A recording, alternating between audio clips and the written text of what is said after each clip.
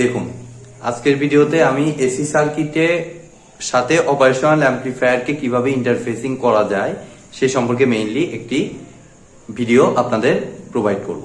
তো এর আগেও আমি এ বিষয়ে আরেকটি ভিডিও দিয়েছি, আপনাদের কনফিউশন থাকলে সেই ভিডিওটি দেখে আসুন। এবং আমি বরাবরের মতোই বলবো যে এখানে কিন্তু এসি সার্কিটের কনসেপ্ট এবং অপারেশনাল অ্যাম্পলিফায়ারের কনসেপ্ট দুটোই কিন্তু আমাদের খুব ভালো থাকতে হবে, ঠিক আছে? তো তার জন্য দেখুন, আমার অপারেশনাল অ্যাম্পলিফায়ারের উপর একটি ফুল প্লে লিস্ট আছে, আপনারা চাইলে সেই ভিডিওগুলো কিন্তু দেখে আসতে পারেন, ঠিক আছে? তো আমি সরাসরি এখানে লজিকগুলো অ্যাপ্লাই করব। তো প্রথমত আমাদের দেখুন, এখানে 20 ন্যানোফ্যারাড এবং 10 ন্যানোফ্যারাডের দুটো ক্যাপাসিটর আছে। তো এসি সার্কিট অনুযায়ী ন্যানোফ্যারাডে কোনো ক্যালকুলেশন করা যায় না, এটাকে অবশ্যই ইম্পিডেন্সে কনভার্ট করতে হয়। তো ইম্পিডেন্সে কনভার্ট করতে হলে আমাদের ফ্রিকোয়েন্সি লাগবে, অ্যাঙ্গুলার ফ্রিকোয়েন্সি যেটা। তো সেটা আমাদের কত দেখুন, এই যে এখান থেকে পাবো 12 cos 5000 t ভোল্ট। এটাকে জাস্ট আমরা a cos ওমেগা t এর সাথে কম্পেয়ার করলে আমাদের ওমেগার ভ্যালু আসে 5000। তো ইম্পিডেন্সের ফর্মুলা কি? ক্যাপাসিটর অনুযায়ী 1/j⍵c।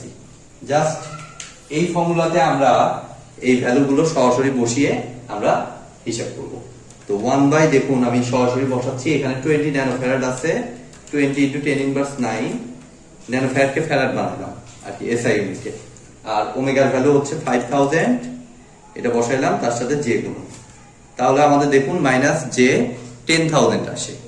এত ওহমে আসে অবশ্যই, বাট একটু খেয়াল করে দেখুন আমাদের রেজিস্টর গুলো কিন্তু কিলো ওহমে আছে।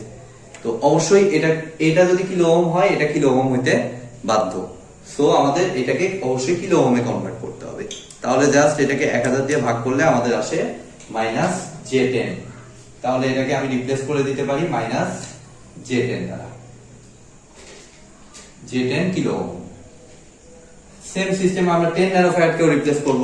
তো 10 ন্যানোফ্যারাড কে রিপ্লেস করলে দেখুন আমাদের আসতেছে 1 ওমেগার ভ্যালু হচ্ছে 5000 আর ওইটা 10 ন্যানোফ্যারাড, তাহলে 10 × 10⁻৯ × j, তাহলে আমাদের আসতেছে -j20,000। এটাকে অবশ্যই কিলো ওহমে বানাইতে হবে, মানে 1000 দিয়ে ভাগ -j20। এই জায়গাটা কিন্তু ওহম থেকে কিলো ওহমে বানানো আমাদের খেয়াল থাকে না, সো একটু কেয়ারফুলি ক্যালকুলেশন করবেন।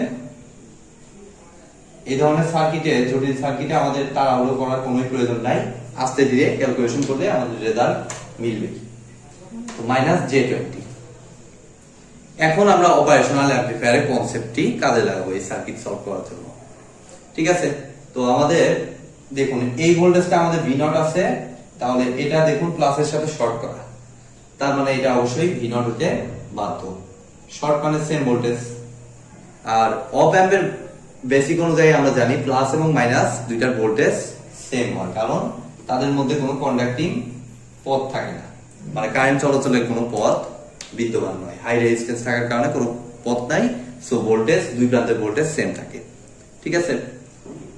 এখন আমাদের আননোন, আর এই যে এই ভোল্টেজটা আননোন V1, এটা আমি ধরে নিলাম V1, এবং এটাকে আমি ফেজর ফর্মে লিখতে পারি 12∠0°, যেহেতু কোনো ফেজ নাই। cos 5000 t প্লাস কোনো অ্যাঙ্গেল থাকলে ওখানে ফেজ থাকতো, বাট এখানে কোনো ফেজ নাই, সো হচ্ছে ফেজ ডিফারেন্স 0°।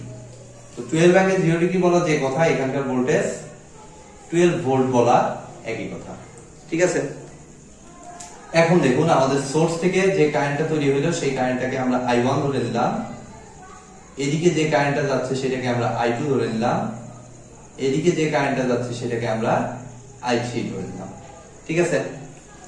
আবার I2 এখান থেকে এখানে এসে এদিকে এবং এদিকে কারেন্ট যাচ্ছে, ঠিক আছে? তো এদিক দিয়ে লজিক্যালি কোনো কারেন্ট আমাদের যাবে না, কারণ মাইনাস প্লাসের ভিতর দিয়ে কোনো পথ নাই কারেন্ট চলাচলে, সো এদিকে কারেন্টটা আলটিমেটলি শূন্যই হবে। তো প্রথমত আমি এটাকে আলাদা একটা ভ্যালু ধরে তারপর লজিক অনুযায়ী ক্যালকুলেশন করব, ঠিক আছে? এটাকে I4 ধরে নিলাম প্রথমে। তো এই কোশ্চেনে কিন্তু আমি আমাদের V0 কত আর I0 কত এটা আমাদের বের করতে হবে অ্যাকচুয়ালি, ঠিক আছে? তো এখান থেকে আমি এখন I2 I4 ধরে আমি একটা ইকুয়েশন আনবো। কেন I2 I4 আনবো? একটু আগেই আমি বললাম যে মাইনাস প্লাসের মধ্যে কারেন্ট চলাচলের কোনো পথ নাই, সো এদিক দিয়ে কোনো কারেন্ট ঢুকবে না, সো I2 টোটাল কারেন্টটা এই পথ দিয়ে গ্রাউন্ডে চলে যাবে।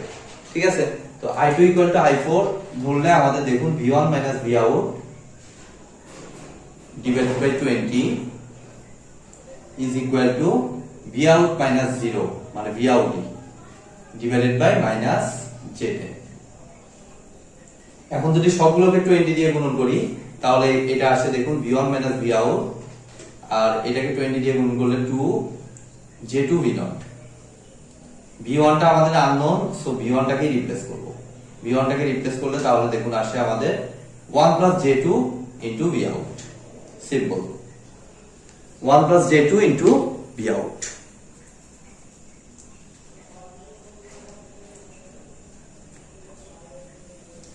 এখন দেখুন আমাদের এই যে এই নোটটাতে আমরা একটা KCL অ্যাপ্লাই করব।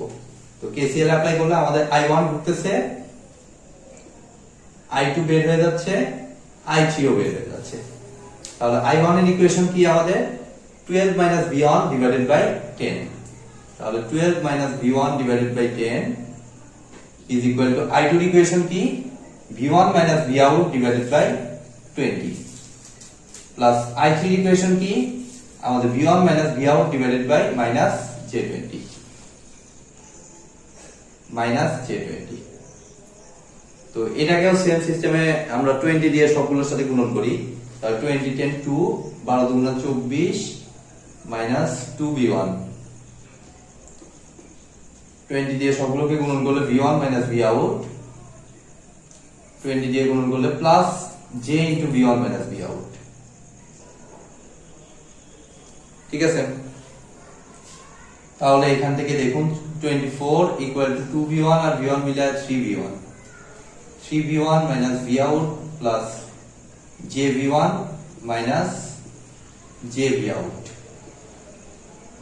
ঠিক আছে, এখন আমাদের দেখুন V1 এর ভ্যালু এই যে এখানে পাইছি, সেই ভ্যালুটা এখানে রিপ্লেস করে দিব। তাহলে 3 into 1 plus J2 into V out minus V out plus J into V1 মানে J into 1 plus J2 into V out minus J V out। এখান থেকে আমরা সরাসরি ক্যালকুলেটর থেকে আমরা V out এর ভ্যালুটা হিসাব করার চেষ্টা করি। তাহলে দেখুন আমাদের আসতেছে এখানে 3 into 1 plus J2 minus 1 plus J into 1 plus J2 minus J 24 ভাগ answer minus J4 minus J4। আমি আরেকবার চেক করে নিচ্ছি, 3 into 1 plus J2 minus 1 plus J into 1 plus J2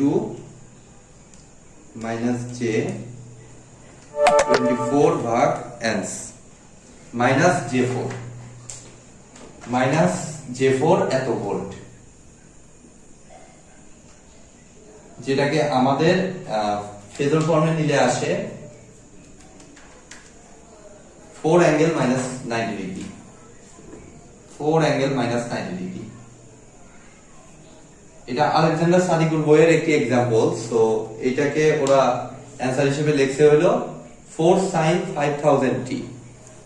তো আমাদের কিন্তু ইনপুট দেয়া ছিল cos এ, কিন্তু এখানে আমরা দেখতে পাচ্ছি 90 ডিগ্রি ল্যাগে আমাদের আসছে। তো cos 0 ডিগ্রি থেকে 90 ডিগ্রি ল্যাগ করলে অ্যাকচুয়ালি কি হয়, sin হয়।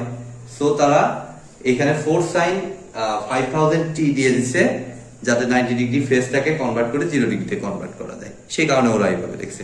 আপনারা যদি এভাবে cos দিয়ে লেখেন তাও কিন্তু কোনো অসুবিধা নাই। সো আমি এভাবেই রাখলাম, এটাকে আর চেঞ্জই করলাম না। এখন এই অনুযায়ী আমরা এখন I নটটাও বের করার চেষ্টা করব। দেখুন I নটটা তাহলে আমাদের আসে, আমি এখান থেকেই দেখি, নিচেই লিখতেছি, আমাদের V1 টাও লাগতে পারে।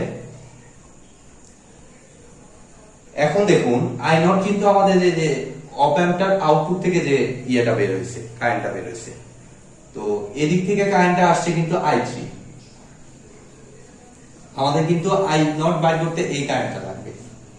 তো এই কারেন্টটা অ্যাকচুয়ালি আমরা ধরে নিলাম কত, I5 ধরে নিলাম, এবং এই কারেন্টটা কিন্তু লজিক্যালি হবে হচ্ছে 0। কেন শূন্য? কারণ মনে করুন এটা একটা ভোল্টেজ সোর্স, তো সেই হিসাবে এখান থেকে কারেন্ট তৈরি হয়েছে, স্বাভাবিক, খুব বেশি স্বাভাবিক। সেই কারেন্টটাকে I5 ধরছি, কিন্তু আমার সেই কারেন্টটা তো পাস করার পুরো একটা কন্ডাক্টিং পাথ থাকতে হবে। এখানে কি কোনো পথ আছে? দেখুন তো, এখান থেকে কারেন্ট তৈরি হয়ে প্লাস আর মাইনাসের ভিতর দিয়ে আবার যায় যে কোনো কারেন্ট ফ্লো করে না। সো আলটিমেটলি এই জায়গাটুকু কিন্তু ওপেন সার্কিট হিসেবেই কাজ করবে, অর্থাৎ I5 লজিক্যালি হবে কিন্তু শূন্য। তো আমরা KCL অনুযায়ী ফার্স্ট ইকুয়েশন লিখে তারপর I5টাকে আমরা শূন্য ধরবো। কোন নোডে KCL অ্যাপ্লাই করব? এই যে এই নোডে, যেহেতু এখানকার কারেন্ট আমাদের লাগবে। সো I3 আমাদের ঢুকতেছে, I0 ও আমাদের ঢুকতেছে, আর I5টা আমাদের বের হচ্ছে। তো I3 ভ্যালুটা কত আমাদের? V1 Vout divided by -J20। তাহলে V1 Vout divided by -J20। I0 টা বের করতে হবে, আর I5টা হচ্ছে আমাদের শূন্য। ঠিক আছে, তাহলে I0 ইকুয়াল টু অ্যাকচুয়ালি আমাদের কত হবে? জাস্ট এটা ওই সাইডে চলে গেলে মাইনাসটা প্লাস হয়ে যাবে, V1 Vout divided by J20। তো V1 এর ভ্যালুটা হচ্ছে, আচ্ছা V1 এর ভ্যালুটা আমরা এখান থেকে বসাই, যে V1 হচ্ছে 1 plus J2 into Vout minus Vout divided by J20।